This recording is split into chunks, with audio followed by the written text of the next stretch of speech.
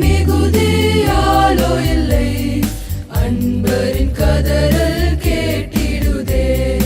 நானிலம் முழுவதும் 400 கோடி நாசத்தின் வழியை நாடிடுதே.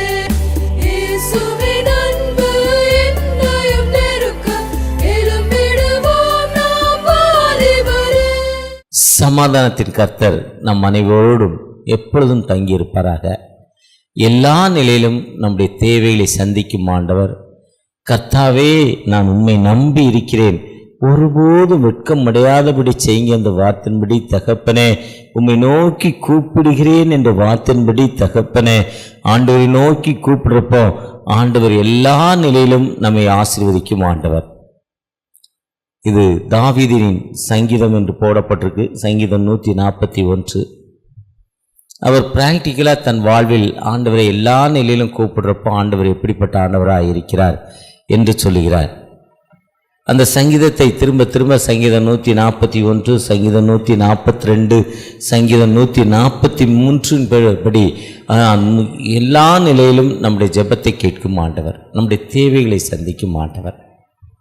ஒரு ஏழை விவசாயி, ரொம்ப ஒரு பெரிய சின்ன குடும்பம், ஒரு உட்கிராமம், ரொம்ப ஒரு உட்கிராமம், போக்குவரத்து வசதி இல்லாத ஊர். கல்கட்டா போனீங்கன்னா கல்கட்டாவிலேருந்து 85 கிலோமீட்டர் ஒரு கிராமம் சர்ச்சை திறப்பதற்காக போயிருந்தோம். NMSIலேருந்து 85 கிலோமீட்டர், கிட்டத்தட்ட 4.5 மணி நேரம் ட்ராவல். கல்கட்டா ஏர்போர்ட்லேருந்து கிட்டத்தட்ட ஒரு 5 கிலோமீட்டர் 1 மணி நேரம் போனோம். 5 கிலோமீட்டர் 1 ஹவர். எந்தவித அடிப்படை வசதி இல்லாத உட்கிராமம். இதேமாரி இந்தியாவில் அநேக கிராமங்கள், ஒடிசாவில் IMSல இருக்க ஒரு சர்ச்சை டெடிகேஷன் பண்ணுறதுக்கு போயிருந்தோம். 18 கிலோமீட்டர் 2.25 மணி நேரம் ட்ராவல் பண்ணோம். 18 கிலோமீட்டர் வேனில் 2.25 மணி நேரம் ட்ராவல் பண்ணோம். ரொம்ப உட்கிராமம். இதே மாதிரி ஒரு உட்கிராமம், ஏழை விவசாயி, ஓலை வீடு, மேலே ஓலை, கீழே மண் சுவர், மூங்கில். இதுக்குள்ளே கிச்சு மிஞ்சின்னு ஒரே சவுண்டு, சத்தம். என்ன சத்தன்னு பார்த்தா சுண்டலி, மூக்கு சுண்டலி அங்கங்கே ஓடிக்கிட்டே இருக்கு. ரொம்ப தொல்லை. அது ஓடுறதால அந்த வித்து போன ஓலைகள், பனை ஓலை, தென்னை ஓலை வந்து 1.5 வருஷம் 2 வருஷத்தில் போய்டும். பனை ஓலை கூட எக்ஸ்ட்ரா ஒரு 1 வருஷம் வரும். அதெல்லாம் உளுத்து கொட்டுது. இது ஓட ஓட அதெல்லாம் உளுத்து அங்கங்கே இதில் கொட்டுது. வைக்கிற பொருட்கள்லாம் காணாமல் போயிடுது. அப்போ இந்த ஏழை விவசாயி ரொம்ப தொல்லையாக இருக்குது இந்த எலியோடன்னு நினச்சிக்கிட்டு மார்க்கெட்டுக்கு வந்தவர். மார்க்கெட் வந்துட்டு மார்க்கெட்டில் அந்த எலி மருந்து ஒன்று வாங்கிட்டு போகிறார். வாங்கிட்டு போயிட்டு மனைவிட்ட, இந்த எலி ரொம்ப தொல்லையாக இருக்குது, இந்த எலி மருந்து வச்சு இந்த எலியை நீ முடிச்சிரு, இந்த எலி ரொம்ப தொல்லையாக இருக்குது, சாகடிச்சிருன்னு மருந்து கொடுத்தாரு. அந்த அம்மாவும் சரின்னுச்சு. அந்த எலி இதை உத்து கவனித்தது, அந்த மூஞ்செலி உத்து கவனித்தது. எனக்கு மருந்தான அந்த எலி வந்து ரொம்ப ரொம்ப கஷ்டமாக அது அழுதுச்சு. அழுது என்ன பண்ணுச்சுன்னா, அங்கே அவங்க வீட்டுக்கு வெளியே ஒரு சேவல், அந்த ஓனர், அந்த விவசாயி, அந்த வீட்டுக்கார் ஒரு சேவல் வளர்த்தார். அந்த சேவல்கிட்ட போய், சேவலாரே உங்கள் எஜமான் பண்ணுறதை பார்த்தியா? என்னைய வந்து சாகடிக்கிறதுக்கு இந்த மருந்து கொண்டு வந்திருக்கேன், இது எப்படி நியாயம் என்று கேட்டுச்சு. சேவல் சொல்லிச்சு, அது உன் பாடு, என் எஜமான் பாடு, நீ எனக்கு என்ன தெரியும், நான் என்ன பண்ணுவேன், எனக்கு நல்ல உணவு என் எஜமான் கொடுக்குறாருன்னு சொல்லிச்சு. அந்த சேவல் காதலை போட்டுக்குள்ள கொஞ்சம் தூரம் தள்ளி போனால் ஒரு ஆடு, வெள்ளாடு, நல்ல ஒரு 10-12 கிலோ இருக்கிற குழுன்னு இருக்கிற ஒரு ஆடு. அந்த ஆடு வந்து அந்த விவசாயி வளர்த்தார். அந்த ஆடு அந்த விவசாயி விடுது. பார்த்தியா, உன் எஜமான் உனக்கு எவ்வளோ அழகாக புல் வெட்டியாந்து போடுறாரு, கொலைகள் எடுத்தாந்து போடுறாரு, உனக்கு எவ்வளோ அழகாக தண்ணி வைக்கிறார், உன்னை தடை விடுறாரு. ஆனால் பாரு, என்னை சாகடிப்பதற்காக ஒரு மருந்து வந்தாங்க அந்த வச்சுருக்காரு, இது எப்படிப்பட்ட நியாயம் என்று கேட்டுச்சு. அந்த ஆடு சொல்லிச்சு, அது எனக்கு என்ன தெரியும், அந்த ஆள் அப்படி தான் விடு, பரவாயில்ல நீ போன்னு சொல்லிடுச்சு. அங்கேயும் விடுதலை இல்லை. கொஞ்சம் தூரம் திரும்ப அந்த தோட்டத்தில் திரும்ப கடந்து வச்சு, ஒரு நல்ல இளம் கண்ணுக்குட்டி, துடித்து விளையாடுற ஒரு கண்ணுக்குட்டி, அந்த கண்ணுக்குட்டிகிட்ட போய் சொல்லிச்சு. அதுவும் அந்த ஓனருடைய, அந்த விவசாயியுடைய கண்ணுக்குட்டி. அது சொல்லிச்சு, எனக்கு என்ன தெரியும், எனக்கு தெரியாதுன்றுச்சு. இப்போ யார்கிட்ட சொல்கிறதுன்னு தெரியாமல் அந்த எலி தன் கண்களை வானத்துக்கு நேர கண்டுத்துச்சு. சங்கீதம் 121, எனக்கு ஒத்தாசை வரும் பர்வதங்களுக்கு நேராக என் கண்களை ஏறெடுக்கிறேன் என்ற வார்த்தையின்படி சங்கீதம் 120, எனக்கு நெருக்கத்திலே கர்த்தரை நோக்கி கூப்பிடுகிறேன், என் தேவனை நோக்கி அபயமிட்டேன், தமது ஆலயத்தின் சத்தத்தை கேட்டார் என்று தன்னை உருவாக்கின கடவுளை நோக்கி அழைத்துச்சு. அதுதான் சங்கீதம் 141, கர்த்தாவே நான் உம்மை நம்பி இருக்கிறேன், என்னிடத்திற்கு வர தீவிரியும், நான் உம்மை நோக்கி கூப்பிடுகையில் என் சத்தத்திற்கு செவிகொடும் என்று சொல்றார். நான் உம்மை நோக்கி கூப்பிடுறேன்பா, கூப்பிடுப்போம், நீங்க லிசன் பண்ணி அதுக்கு ஒரு விடுதலை கொடுங்க, நீங்க என் சத்தத்தை கேளுங்க, ஏன்னா என்னுடைய விண்ணப்பம் உமக்கு முன்பாக தூபமாகவும் என் கையெடுப்பு அந்திபலியாகவும் இருக்க கடவுது என்று சொல்லி ஜெபம் பண்ணிச்சு. எதுக்குன்னா அந்த உலகத்துல பார்த்தீங்கன்னா பூமியின் மேல் 7ஆம் வசனத்தை பார்த்தீங்கன்னா, பூமியின் மேல் ஒருவன் மரத்தை வெட்டி பிழைக்கிறது போல எங்கள் எலும்புகள் பாதாளவாய் நேராய் சிதறடிக்கப்படுகிறது. மரத்தை எப்படி வெட்டி பிளக்கிறாங்களோ அதே மாதிரி நம்முடைய எதிரிகள் நம்மை நோகடிக்கிறாங்க, நமக்கு விரோதமான மக்கள் நம்மை சாகடிக்கிறாங்க, நமக்கு தொல்லை கொடுக்குறாங்க. அந்த தொல்லை கொடுக்குறப்போ நாம் என்ன நோக்கி, என் கண்கள் உண்மையே நோக்கி கொண்டிருக்கிறது. நம்மை உருவாக்கின தகப்பனை நோக்கி இந்த 2025ஆம் ஆண்டில் 9 மாதங்களை முடித்து 10வது மாதத்தில் எத்தனையோ வேதனைகள், எத்தனையோ கண்ணீரின் மத்தியில் ஆண்டவரை நோக்கி வந்திருக்கிற நீங்கள் நானும் என் தகப்பனை நோக்கி பார்க்கிறப்போ, தாவீது தன்னுடைய ஆடுகளுக்கு விரோதமாய் சிங்கம் வர்றப்போ அதை எதிர்த்து வாயை பிச்சு போட்டார்.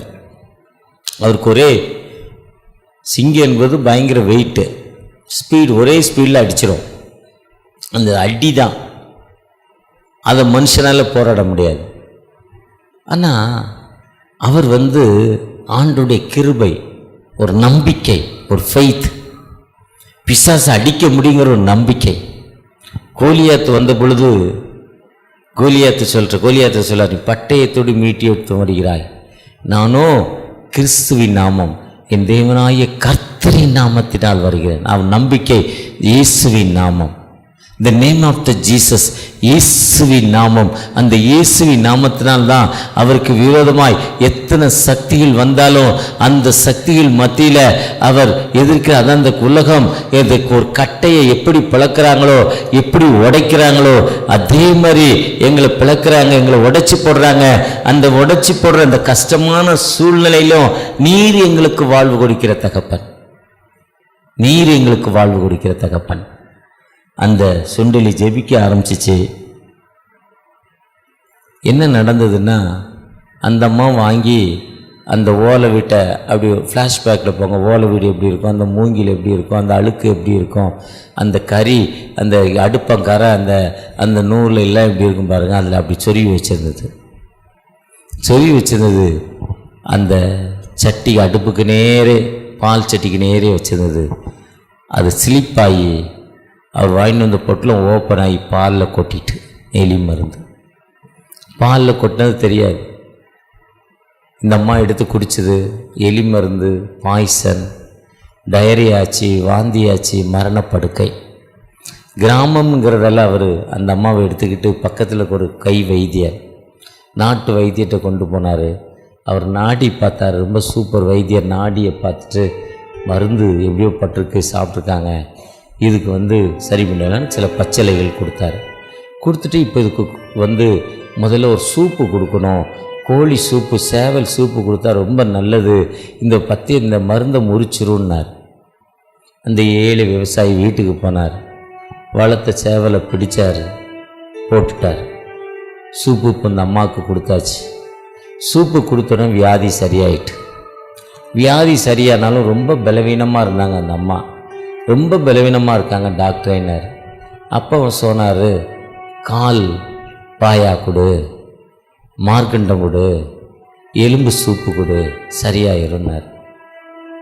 மார்க்கண்டம், எலும்பு சூப்பு, எல்லாம் கால் எல்லாம் கொடு, இந்த சத்து ஏறிடுனார்.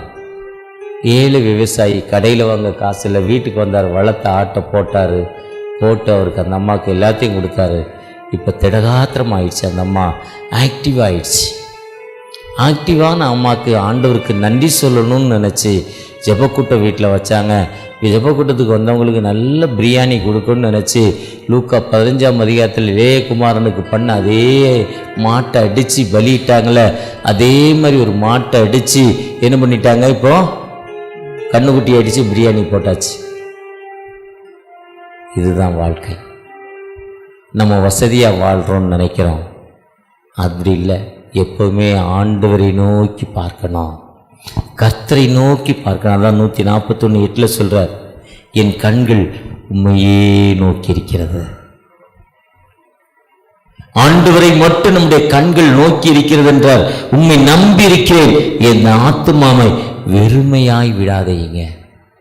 நான் உண்மையே நம்பி இருக்கிறேன், என் ஆத்துமாவை நீங்க வெறுமையா விடாதீங்கன்னு சொல்றாரு. சொல்லிட்டு 142:5-6 உண்மை நோக்கி கூப்பிடுகிறேன், என் கூப்பிடுதலுக்கு செவி கொடுங்கப்பா. நான் உண்மை நோக்கி கூப்பிடுகிறேன், என் கூப்பிடுதலுக்கு செவி கொடுங்க இன்னும் கேட்கிறப்போ, நிச்சயமாகவே ஒரு விடுதலை கொடுக்க ஒரு உயிருள்ள ஆண்டவர், நிச்சயமாகவே ஒரு வாழ்வு கொடுக்க ஒரு உயிருள்ள ஆண்டவர் நம்மோடு கடந்து வந்திருக்கிறார். அந்த ஆண்டவற்ற நம்ம எப்பவுமே, எனக்கு ஒத்தாசை வரும் பர்வதங்களுக்கு நேராக எப்பவுமே ஆண்டவரை மட்டும் நோக்கி நம்முடைய கண்களை இணையெடுத்து, ஏதாவது எனக்கொத்தா அந்த பர்வதங்களை நோக்கி, ஒத்தாசூர் மலையை நோக்கி நம்முடைய கண்களை நோக்கி பார்க்கிறப்போ, அந்த ஆண்டவர் விடுதலை தரும் ஆண்டவர், அந்த ஆண்டவர் வாழ்வு தரும் ஆண்டவர், அந்த ஆண்டவர் ஒரு காலம் கைவிட மாட்டார். என்னுடைய வாக்கு தத்தமே ஆதியாகமம் 15ஆம் அதிகாரம் 1ஆம் வசனத்தில், நான் உனக்கு மகா பலமும் மகா கேடகம் என்று சொல்கிறார்.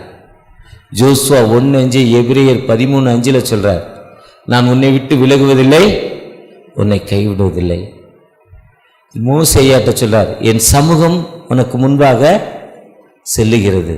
தாவீதுட்ட சொல்றார், பயப்படாதே, நான் உன்னோடு இருக்கிறேன். ஏசாயா 41 சொல்றார், நீ ஏன் கவலைப்படுற, நீ ஏன் கவலைப்படுற, கவலைப்படாத, திகையாதே, நான் உன் தேவன். நீ தண்ணீர்களை கடக்கும் போதும் ஆறுகளை கடக்கும் போதும் நான் உன்னோடு இருக்கிறேன் என்று சொல்கிறார். அந்த ஆண்டவர் நம்மோடு கடந்து வந்திருக்கிறார். அந்த ஆண்டவர் ஒரு காலம் கைவிடுவதில்லை. ஏசாயா 41:13 சொல்றார், நான் உனக்கு துணை நிற்கிறேன் என்று சொல்ல, ஐ ஹெல்பர், நான் உனக்கு உதவி செய்யும் ஆண்டவர்.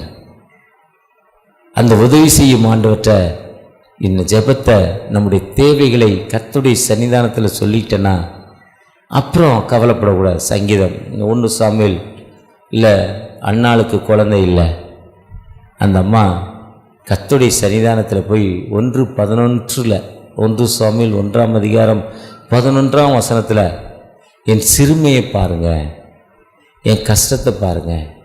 லூக்கா 7ஆம் அதிகாரத்தில் அந்த ஏழை தாய், அந்த பாவியான ஒரு பெண் தன் கண்ணீரினால் இயேசுவின் பாதங்களை கழுவி முத்தமிட்டு தன் தலைமுடியினால் துடைத்து பரிமள தைலம் ஊத்துனாங்க. அந்த அம்மாவுக்கு ஒரு பெரிய விடுதலை கிடைச்சது. இன்னைக்கும் அதே உயிருள்ள ஆண்டவர், இன்னைக்கும் அதே ஜீவனுள்ள ஆண்டவர் நம்மோடு கடந்து வந்திருக்கிறார். அந்த ஆண்டவரை நோக்கி பார்க்கிறப்ப, நான் இந்த வெஸ்ட் பெங்காலில் அந்த அம்மாவை சொன்னேன், ஒரு 85 கிலோமீட்டரில் சர்ச்சு சொன்னேன். ஒரு 3-4 மாதத்துக்கு முன்னால் போயிருந்தேன். ஒரு சகோதரி சர்ச்சு டெடிகேஷனுக்கு போயிருக்கோம். நமக்கு ரொம்ப கஷ்டப்பட்டு, ரொம்ப ஒரு இனோவா கார் தான், அந்த கார் போகாத ரோடில் ரொம்ப கஷ்டப்பட்டு போனோம். சதுப்பு நிலக்காடுகள், சுந்தர்பன்ஸ்ன்னு பெயர் அந்த இடத்துக்கு. சதுப்பு நிலக்காடுகள். எப்போ யூபிலியாத்தோட தண்ணி உள்ளே வரும், எப்போ தண்ணி வெளியே போகுன்னே சொல்ல முடியாது. எப்போவுமே ஈரமாக இருக்கும். அந்த மக்களுடைய வாழ்வாதாரம் மீன் பிடிச்சி சாப்பிடுவதான். ஒரு குடிசை இருக்கும், குடிசை சுற்றி 10 குளம். அந்த குளத்தில் தண்ணி திடீர்னு ஆற்று தண்ணி உள்ளே வரப்போ மீன் வந்துடும், திரும்ப தண்ணி வெளியே போயிடும். எப்போவுமே ஈரமாக சதுப்பு நில காடுகள் அதுக்கு பெயர். அந்த சதுப்பு நில காட்டில் தண்ணி காலையில் ஹையாக வரும், மாலையில் குறைஞ்சிரும், திடீர்னு அடுத்த நாள் சாயங்காலம் ரொம்ப அதிகமாக தண்ணி வரும். அந்த வெயிலில் பொறுத்து ஹீட்டரை பொறுத்து இமயமலையிலேருந்து கரைஞ்சி வர தண்ணி, ஐஸ் கட்டி கரைஞ்சி வர தண்ணி தான். அந்த ஐஸ் கட்டி மூலம்தான் வர தண்ணி. அது மழையினால வர தண்ணியில் யூபிலி ஆறு அப்படிப்பட்ட ஆற்று பகுதியில் ரொம்ப கஷ்டப்பட்டு போனால். நாங்கள் போனதுலேருந்தே அந்த அம்மா 2 கைகளையும் இப்படி வச்சு இப்படி பார்த்துக்கிட்டே அழுதுகிட்டே இருந்தது. அந்த அம்மாவுடைய கண்களில் கண்ணீர் வடிந்து கொண்டே இருந்தது. நான் யாருன்னு கேட்டேன். இவங்க தான் இந்த சர்ச்சுக்கு இடம் கொடுத்தவங்கன்னு சொன்னாங்க, இவங்க தான் இந்த சர்ச்சுக்கு கொடுத்தவங்கன்னு சொன்னாங்க. NMSIக்கு 5 சென்ட் இடம் கொடுத்துருக்காங்க. கிட்டத்தட்ட 9 லட்சத்தில் இந்த சர்ச்சு கட்டியிருக்காங்க. IMSலேருந்து நாகர்கோயிலேருந்து ஒருத்தர் ஸ்பான்சர் பண்ணியிருக்காரு பணத்தை. அந்த அம்மா ஒரு 50,000 இடத்த கொடுத்தாலும் ஒரு 50,000 ரூபா சர்ச்சுக்கிட்டையும் கொடுத்துருக்கு. அந்த அம்மா அழுதுகிட்டே கையை இப்படி கும்பிட்ட கையை எடுக்கவே இல்லை. அதை பார்த்துட்டு அந்த அம்மா ஒரு சாட்சி சொல்லுங்களேன் என்ன. அந்த அம்மா சாட்சி சொல்லிச்சு, என் உடம்பில் ஒரு தீராத வியாதி, இங்கேருந்து மருத்துவமனைக்கு போக 85 கிலோமீட்டர் போக ஒரு நாள் ட்ராவல், அங்கே டாக்டரை பார்க்க கவர்மெண்ட் ஹாஸ்பிட்டலில் பார்க்க ஒரு நாள், அடுத்த நாள் தான் இங்கே வர முடியும், 3 நாட்கள் ஆகும். ஆனாலும் என் வியாதி சரியாகலை. இந்த மிஷினரி வந்தாங்க, இந்த மிஷினரி வந்து ஜெபிச்சாங்க. ஆண்டவர் ஜெபத்தை கேட்டு எனக்கு சுகத்தை தந்தார். சுகத்தை தந்த ஆண்டவருக்கு நன்றி செலுத்தணும். அதே நேரத்தில் என் பகுதியில் இதே மாதிரி அரிப்பு, கஷ்டம், வேதனை, துன்பத்திற்கு மக்களுக்கு உதவி செய்யுங்கிற நோக்கத்தோடு அவரை தொழுது கொள்வதற்கு ஒரு இடத்தை கொடுத்தேன்னு சொல்லி, அந்த இடத்தை நான் இந்த இடத்தை கொடுத்தது நோக்கம் என்னை போல் அவர்களும் வாழ வேண்டும் என்பதற்காக கொடுத்தேன்னு அந்த அம்மா சாட்சி சொன்னாங்க. இதுதான் சங்கீதம் 141. என் கண்கள் உண்மையே நோக்கி இருக்கிறது. கர்த்தாவே, உம்மை நோக்கி கூப்பிடுகிறேன், என் சத்தத்திற்கு செவி கொடுங்கன்னு சொல்ற ஆண்டவர் நம்ம ஆண்டவரை நோக்கி பார்க்கிறப்போ நமக்கு விரோதமாய் உருவாக்கப்படும் எந்தவித ஆயுதமும் வாய்க்காதே போகும். ஏன்னா அவருக்கு சொல்றார், உனக்கு ஒரு வழியாய் வருவார்கள் 7 வழியாய் போயிடுவாங்கன்னு உபாகம் 28ஆம் அதிகாரத்தில் சொல்றார். உன் மாவு செய்கிற தொட்டி ஆசீர்வதிக்கப்படும் சொல்றார். பயப்படாதே, திகையாதே, நான் உன் தேவன், நான் உன்னோடு இருக்கிறேன் சொல்லுகிற ஆண்டவர் நம்மோடு இருந்து நமக்கு விடுதலை கொடுக்கும் உயிருள்ள ஆண்டவர். இந்த 1ஆம் தேதி அதிகாலையில நீங்க எந்த பிரச்சனை, எந்த வேதனை, எந்த கண்ணீரான வாழ்வுல வந்தாலும், தகப்பனே எனக்கு விடுதலை கொடுங்க, என்னை பிளஸ் பண்ணுங்கப்பா, உங்களுடைய கிருபை எனக்கு தாங்க தகப்பனே, என்னை ஆசீர்வதிங்க, என் துக்கங்களை நான் லிஸ்ட் பண்ணிட்டேன், என்னுடைய தேவைகளை லிஸ்ட் பண்ணி சொல்லிட்டேன்ப்பா, நீங்க கவனிச்சிட்டீங்க, எனக்கு விடுதலை கிடைச்சி நம்பிக்கையோடு அவரை நோக்கி பார்க்கிறப்போ நிச்சயமாகவே விடுதலை தரும் ஒரு ஜீவனுள்ள ஆண்டவர் நம்மோடு கடந்து வந்திருக்கிறார். அந்த ஆண்டவற்ற நாம் ஆண்டவரை நோக்கி தகப்பன எனக்கு விடுதலை கொடுங்க நோக்கி பார்ப்போமா? நன்றி என்று சொல்லுகிறோம் நாதா, நாவாலை துதிக்கிறோம் நாதா. என்ன தேவைகள், என்ன கண்ணீர், என்ன பிரச்சனையா இருந்தாலும்ப்பா, முழுமையான விடுதலை நீ வானத்தை பூமியும் படைத்த தகப்பன், பூமியும் அதன் நிறைவும் என்னுடையது என்று சொன்ன தகப்பன், என் நாமத்தினால் எவைகளை கேட்டால் அவைகளை தருவேன் என்று சொன்ன தகப்பன், கேளுங்கள் தரப்படும், தட்டுங்கள் திறக்கப்படும், கேட்கிறேன் எவனும் பெற்றுக்கொள்கிறான் என்று சொல்லியிருக்கீங்க தகப்பன் அல்லவா. இதுவரை நீங்கள் ஒன்று என் நாமத்தினால கேட்கல, நிறைவாய் பெற்றுக்கொள்ளத்தக்கதாக கேளுங்கள் என்று சொல்லியிருக்கீங்க தகப்பன் அல்லவா. அந்த வாக்கு தத்த தகப்பன என் கண்கள் உண்மையே நோக்கி இருக்கிறதுப்பா. ஒரு விசை கூட எனக்கு இந்த விடுதலை. அடுத்த நவம்பர் 1ஆம் தேதி நான் அந்த சாட்சி சொல்லணும். ஆண்டவனுக்கு விடுதலை தந்தார், ஆண்டவனுக்கு வாழ்வு தந்தார் ஒரு சாட்சி சொல்ல எனக்கு நீங்கள் கிருபை செய்ய போகிற தயவுக்காக கூட நன்றி. உங்களுடைய பிரசனை என்னோடு வரட்டும், உங்களுடைய கிருபை என்னோடு வரட்டும், உங்களுடைய வழிநடத்தல் என்னோடு வரட்டும். பாதுகாத்துக் கொள்ளுங்க. மீட்பர் இயேசு மூலம் ஜெபம் கேளும் அன்பின் தகப்பனே, ஆமென். கடந்த 9 மாதங்களையும் கரம் பிடித்து நடத்தி நான் உன்னை பாதுகாப்பேன், வழிநடத்துவேன் சொன்ன தெய்வம் 10ஆவது மாதத்தை காண கொடுத்த பெரிய பாக்கியத்திற்காக கடவுளுக்கு நன்றி சொல்லலாம். எத்தனையோ பேர்கள் அது பாக்கியத்தையும் கிருபையும் அவர் தந்திருக்கிறார். இந்த அதிகாலை வேளையில் முழு மனதோடு நீங்கள் ஆண்டவர் சமூகத்தை வந்திருப்பதை ஆண்டவர் அறிந்திருக்கிறார். ஒவ்வொரு நாட்களும் சமூகத்திலும் கண்ணீர் எடுப்பதை அறிந்திருக்கிறார். உங்கள் பாரங்கள், வேதனைகள், கஷ்டங்கள் எல்லாம் அறிந்திருக்கிறார். அடைந்த நாள் கொடுத்த பெரிய கிருபைக்காக நன்றி செலுத்தலாமா?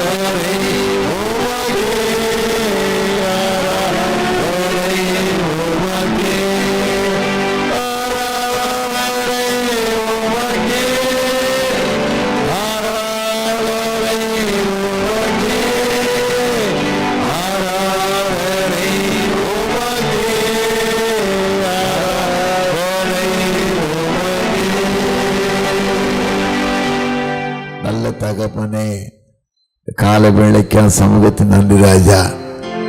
ரத்தத்தின் சரீரம் உட்கொள்கிறோம் சாமி. உண்மை போல வாழ கிருபை தாங்கப்பா. எங்கள் நமக்கு உண்மையாக இருக்க கிருபை தாங்கப்பா. வழிநடத்தி காத்து கொள்ளுங்க. 9 மாதங்களின் கரம் பிடித்து நடந்த தெய்வம் 10ஆம் மாதத்தை காண கொடுத்தீங்கப்பா. அந்த பாக்கியத்திற்காக நன்றி ராஜா. இந்த நாளிலும் பிள்ளைகள் செல்லக்கூடிய இந்த பிரயாணங்களை அறிந்திருக்கீங்க. எல்லா பிரயாணங்கள் வசதியும் வாக்கியத்தீங்க. ஒருவருக்கு ஒரு விலைகள் வராத அளவுக்கு பாதுகாத்து கொடுங்க. ரத்தம் ஒவ்வொரு மேல் தெளிக்கப்பட கிருபை தாங்க. தடையை நீக்கணும்பா கடந்து கொள்ளும் வார்த்தைப்படி எல்லா தடையும் நீக்கி போடுங்க. ஆண்டவர் விசேஷமாய் உங்களுக்கு காணிக்கைக்காக நன்றி ராஜதா. பாரத்தோடு அதிகாலையில் தேடி வந்து பிள்ளைகளை அறிந்திருக்கேன் சாமி. உங்கள் இறுதியும் பயப்பட வேண்டாம், அவனோடு கூட இருப்பேன்னு சொன்ன தெய்வம் வழியெடுத்து காத்துக்கொள்ளுங்க. பலப்படுத்துங்க, ஆசீர்வதிங்க. இயேசுவின் நாமத்தில் ஜெயிக்கும் நல்ல பிதாவே, ஆமென். எல்லா புத்திக்கு மேலான தேவ சமாதானம் நம்மோடு இருந்து நாம் தேவனை குமாரநாதர் இயேசு கிறிஸ்துவை பற்றி அறிவில் மனநிலையத்திற்கும்படி நம்முடைய இருத்தையும் சிந்தையும் காக்க கடவது பிதா குமாரன் பரிசுத்தாவின் திரியேக நாமம். தேவனுடைய ஆசீர்வாதம் நமக்குள்ள இருந்து எப்பொழுது நம்மோடு நிலைத்திருக்க கடவது.